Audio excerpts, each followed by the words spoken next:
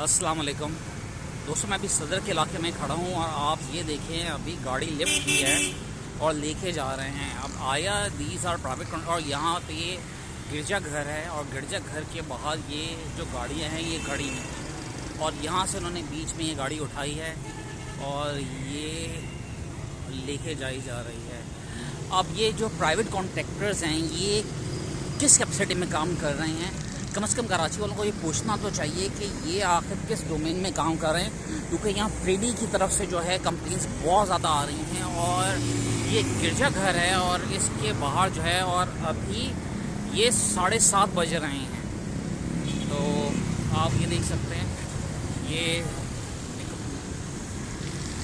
इलाका और